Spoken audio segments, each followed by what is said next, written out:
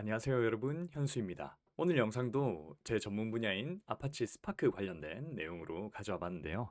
자, 우리가 아파치 스파크로 대용량 데이터 분석을 할 때 데이터를 읽고 쓰고 하는 작업은 굉장히 필수적으로 많이 사용되는 작업이죠. 자, 이 작업을 하면서 보통은 쓰던 옵션들로만 데이터를 읽고 쓰고 하는 과정을 진행을 했을 텐데, 사실 알고 보면 read랑 write에도 다양한 옵션들이 있습니다. 자, 이 옵션들에 대해서 실습과 함께 하나하나 알아보면서 설명드리는 내용으로 제가 오늘 컨텐츠를 준비를 했고요. 실습은 구글 콜앱에서 진행할 예정입니다. 일단 스파크 세션부터 생성을 해주도록 하겠습니다. 자, 맨 처음은 쓰기 모드부터 설명을 드려볼 건데요. 저 역시도 대부분의 경우에는 오버라이트를 많이 씁니다. 그러니까 기존의 데이터가 동일한 경로에 있을 때 그거를 덮어 쓰는 거죠. 그런데 이거 말고도 이렇게 네 가지 모드가 쓰기에는 존재를 하고요. 맨 마지막에 눕, 이거는 엄밀히 말하자면 모드는 아닌데 상당히 유용한 옵션이기 때문에 제가 추가적으로 설명을 드리기 위해서 여기에 같이 넣어놨고요. 자, 일단은 이 네 가지 모드에 대해서 설명을 드릴 수 있도록 하겠습니다. 일단 샘플 데이터를 준비해 볼게요. 샘플 데이터는 그냥 이렇게 간단하게 스파크 데이터 프레임을 생성을 해가지고 show까지 찍어 보도록 할게요. 네, 이렇게 데이터가 생성이 완료가 되었고요. 로우가 3개밖에 없는 굉장히 작은 데이터입니다. 자, 첫 번째 알아볼 모드는 오버라이트 모드라고 해서 기존 데이터를 완전히 삭제하고 새 데이터로 교체하는 모드예요. 그러니까 아파치 스파크를 사용을 하게 되면 우리들이 저장하고자 하는 포맷에 따라서 CSV로 저장을 할 수도 있고요. 파켓으로 저장을 할 수도 있고 JSON으로 저장을 할 수도 있겠죠. 이렇게 다양한 포맷을 선택해서 저장을 할 수가 있는데, 대부분의 경우에는 특수한 목적이 아니고서야 파켓으로 많이 저장을 할 거예요. 스파크를 쓴다면. 자, 그럴 때 이런 식으로 코드를 적어줄 수가 있는데요. 모드에 오버라이트 쓰고요. 그 다음에 파켓으로 저장을 한다. 어디에? 이 경로에 파켓으로 저장을 하겠다라고 해서 코드를 작성을 할 수가 있습니다. 판다스 같은 경우에는 파일로 바로 저장이 되죠. 예를 들면 test.csv 이런 식으로 파일 이름을 바로 적어가지고 저장하는 것이 가능한데, 아파치 스파크 같은 경우는 저장을 하게 될 때 디렉토리 안에 파켓 파일 혹은 CSV 파일이 들어가는 형태로 저장이 되거든요. 그렇기 때문에 여기 패스를 경로로 던져주셔야 됩니다. 이런 식으로 어쨌든 모드를 오버라이트 해가지고 적어보도록 하겠습니다. 구글 콜앱에 보면 옆에서 경로도 확인할 수가 있으니까 여기서 바로 확인하면서 진행해 보도록 할게요. 자, 이렇게 첫 번째 저장 모드를 누르게 되면 여기서 오버라이트가 되어가지고 위에 생성했던 데이터가 이 경로에 저장이 되어 있죠. 이 경로를 열어보면 아래에 파켓 파일들이 이런 식으로 2개가 생겨 있는 것을 확인할 수가 있겠습니다. 이 파켓 파일은 저희가 이름을 하나하나 다 세세하게 지정을 해줄 수가 없어요. 이 경로만 이름을 지정을 해줄 수가 있고, 내부에 생성되는 파켓 파일의 이름은 이런 식으로 저희 입장에서는 난수처럼 생겨나게 됩니다. 자, 어쨌든 이게 오버라이트 모드였고요. 여기에다가 동일한 경로에 새로운 데이터를 계속 덮어 쓰면 그 데이터로 교체가 되는 거겠죠. 오버라이트니까. 자, 그러면 새로운 데이터로 덮어 써볼게요. 앞에서는 아이디가 1, 2, 3번까지만 있는 데이터 프레임이었는데 4, 5번이 있는 데이터 프레임을 새로 만들어가지고 동일한 경로에 써보도록 하겠습니다. 그 다음에 읽어서 show를 찍었을 때 어떻게 되는지 확인해 보도록 할게요. 자, 오버라이트 모드로 저장을 해보도록 하겠습니다. 자, 이렇게 되면 경로는 위에서 선언한 동일한 경로를 읽었는데 지금 오버라이트가 되어가지고 결과가 4, 5번만 있는 이 데이터 프레임이 출력이 되었죠.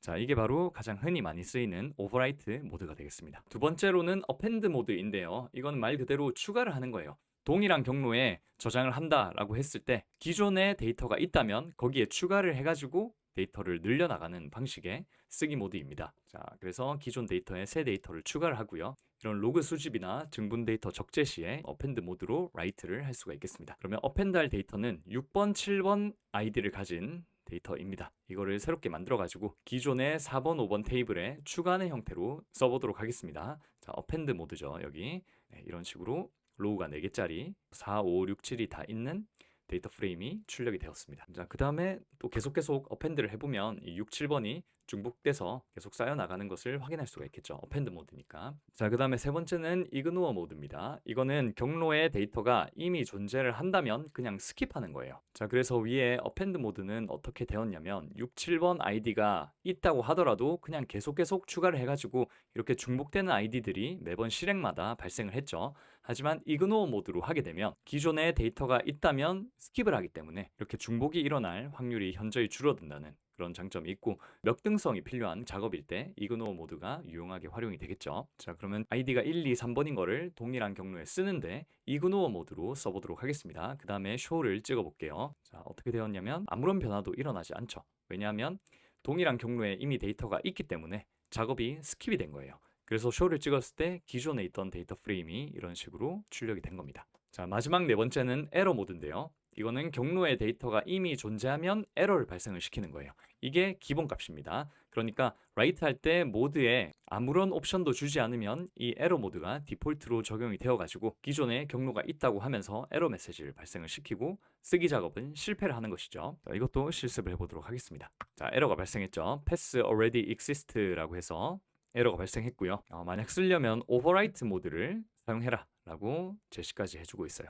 자, 이렇게 해서 아파치 스파크의 기본적인 4가지 모드에 대해서 알아봤습니다. 그리고 마지막에 loop 모드는 뭐냐면, 이건 엄밀히 말하면 모드는 아니고 어떻게 쓰는지를 정하는 포맷에다가 이렇게 적어주는 건데요. 원래는 포맷에 어떤 것들이 들어갈 수가 있냐면 쓰려고 하는 파일 형식, JSON이나 CSV나 파켓이나 ORC 같은 이런 형식이 들어가야 되는데, 형식에다가 loop을 하게 되면 실제로 write 하는 것처럼 리소스 소모는 됩니다. 하지만 아무것도 작업이 일어나지 않는 것이죠.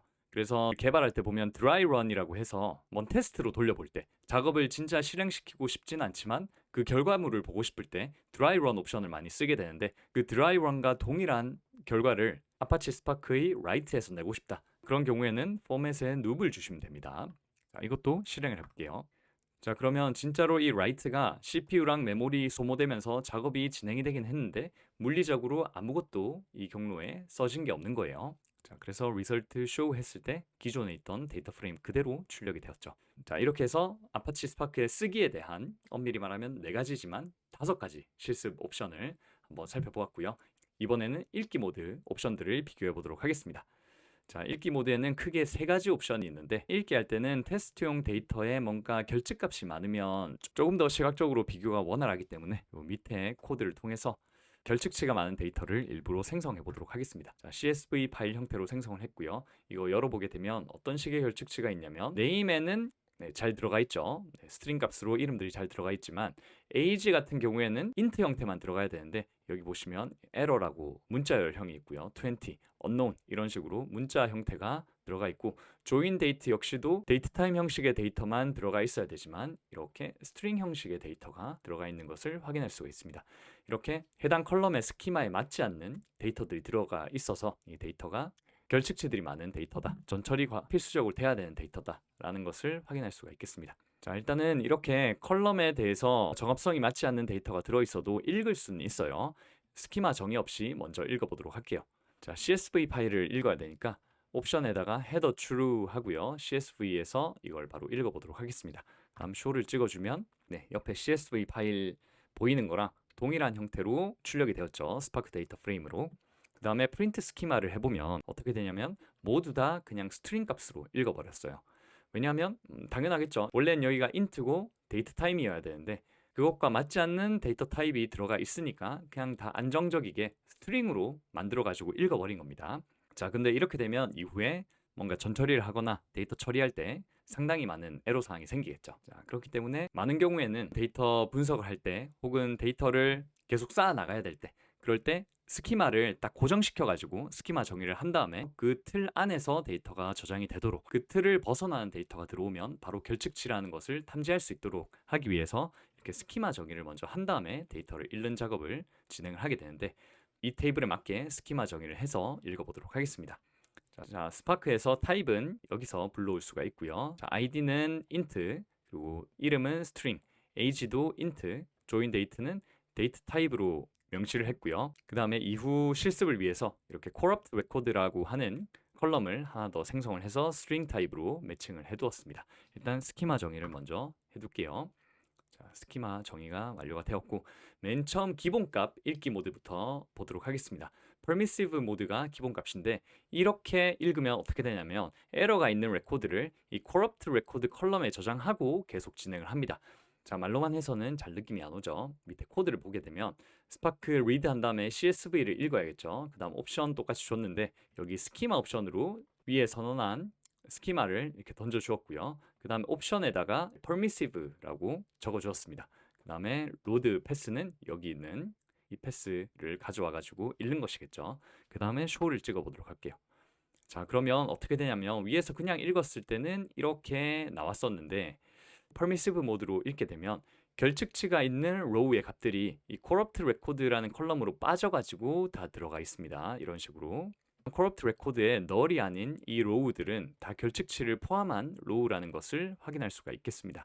2번은 에러 때문에 결측이고요. 4번 같은 경우는 여기가 결측이고, 자, 5번은 여기, 9번은 age 칸의 unknown이 결측이죠. 이런 식으로 결측인 것을 그냥 읽기 할 때부터 바로 탐지를 해가지고 보여주는 것이 이 permissive 모드가 되겠습니다. 기본 값입니다. 자, 기본 값이니까 굳이 모드를 명시하지 않고 바로 읽어도 똑같은 결과가 나오겠죠. 이런 식으로 permissive 없이 읽어도 동일한 결과가 나온 것을 확인할 수가 있겠습니다. 자, 두 번째 읽기 모드는 뭐냐면 drop malformed 모드입니다. 이거는 위에서 봤을 때 에러 있는 로우가 총 4개였잖아요. 그런데 그 로우를 포함해서 읽었어요. 여기에 이 로우가 에러가 있다라는 것을 보여주긴 했지만 어쨌든 그것들이 사라지지 않고 같은 데이터 프레임에 포함이 되어 있는 상황이었죠. 하지만 두 번째 모드로 읽게 되면 에러가 있는 레코드를 자동으로 제거한 다음에 터미널에 출력을 해줍니다. 진짜 그런지 보도록 하겠습니다. 위에 코드랑 동일한데 옵션만 이렇게 drop malformed로 바꿔가지고 show를 찍어보도록 할게요. 자, 그렇게 되면 위에서 결측치였던 행들이 다 사라지고 이렇게 6행만 출력이 되는 것을 확인할 수가 있겠습니다. 자, 아마도 내부적으로 corrupt record가 null인 것들만 필터링해서 출력하도록 뭔가 로직이 들어가 있겠죠. 자, 그 다음 마지막 세 번째 모드는 fail fast 모드인데요. 이거는 에러가 있는 레코드를 발견하면 즉시 작업이 실패하도록 하는 그런 모드입니다. 그래서 엄격한 데이터 품질 관리가 필요한 경우에 사용하는 모드예요. 데이터를 읽으려고 했는데 결측치가 하나라도 있다. 그러면 바로 실패를 해가지고 아예 이후 작업이 진행조차 되지 않도록 막는 것이죠. 자, 이거 역시도 옵션에다가 이렇게 fail fast라고만 적어준 다음에 동일한 코드로 실습을 진행해 보도록 하겠습니다. 자, 실행해 볼게요. 자, 그럼 이렇게 긴 에러 메시지와 함께 작업이 실패한 것을 확인할 수가 있겠습니다. 네, 그래서 오늘은 아파치 스파크의 쓰기 모드와 읽기 모드에 줄 수 있는 다양한 옵션들에 대해서 하나하나 설명드리고 실습을 통해서 알아보는 시간을 가졌는데요. 자, 라이트 모드부터 정리를 하자면 쓰려는 경로에 이미 데이터가 있다면 새로운 데이터로 덮어 쓰는 오버라이트, 그리고 추가를 하는 어펜드, 그다음에 기존 경로가 있으면 그냥 작업을 스킵해버리는 이그노어, 에러를 발생시키는 에러 모드가 있었고요. 이 loop 옵션은 dry run과 동일한 작업으로서 실제 저장하는 거 없이 테스트용일 때 loop 옵션을 쓰시면 되겠습니다. 자, 그 다음에 read 모드에는 총 3가지가 있었는데 가장 기본이 되는 permissive, 이거는 스키마 정의를 한 다음에 파일을 읽으려고 했을 때 그 안에 결측치가 있다면 그 결측치에 대한 값을 corrupt record라고 하는 컬럼에 따로 빼서 보여주는 그런 모드였습니다. 그 다음에 drop malformed는 결측치가 있는 컬럼들을 싹 제거하고 결측치가 없는 컬럼들만을 출력해주는 그런 모드가 되겠고요. fail fast는 결측치가 하나라도 있다면 바로 작업이 에러 나도록 해서 실패하도록 하는 그런 모드가 되겠습니다. 자, 그래서 이번 시간에는 아파치 스파크를 사용하면서 필수적으로 활용하게 되는 write와 read 모드에 대해서 각각의 옵션들을 세부적으로 알아봤습니다. 이번 시간에 준비한 영상은 여기까지고요. 오늘 영상이 유용하셨다면 좋아요와 구독 눌러주시면 너무나 감사하겠습니다. 네, 오늘도 영상 봐주셔서 감사드립니다.